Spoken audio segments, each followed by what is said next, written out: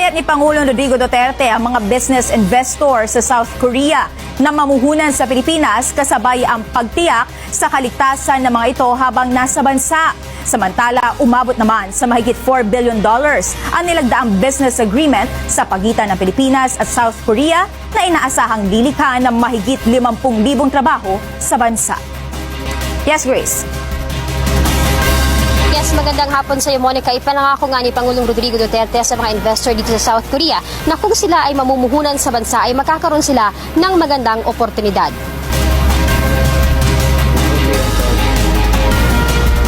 Ayon kay Pangulong Rodrigo Duterte, magtatalaga siya ng isang representative na magpoproseso sa lahat ng dokumento ng mga negosyante na mamumuhunan sa bansa para makaiwas sa korupsyon. Ibinida ni Pangulong Duterte sa mga investor dito sa South Korea na ilang mga opisyal na ng pamahalaan ang kanyang tinanggal sa posisyon matapos masangkot sa korupsyon.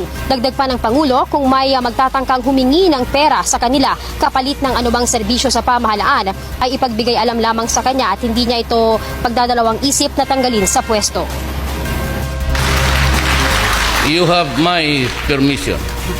Anybody mentioning money at all, kindly report it to your resident representative or to your ambassador, who's my big boss. And I will do the rest. I will see to it that this commitment of mine will be honored. Nangako rin ang Pangulo na maayos na rin ang peace and order problem sa bansa sa loob ng ilang panahon.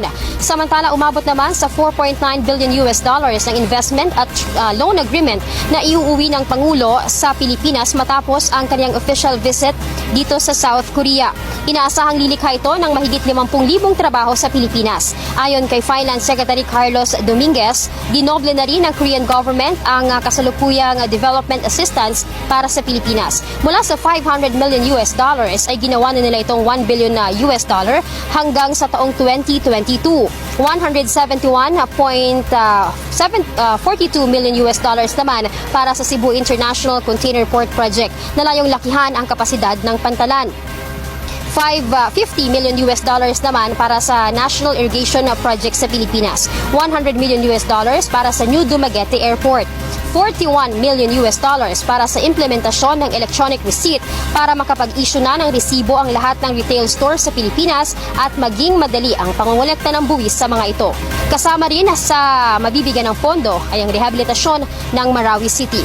Nilinaw naman ni Secretary Dominguez na kahit na ilan sa mga ito ay utang ng pamahalaan sa South Korea, hindi mahihirapang magbayad ang bansa dahil 0.15% lang ang interest rate nito at payable within 40 years at may 10 years pa na grace period sa pagbabayad.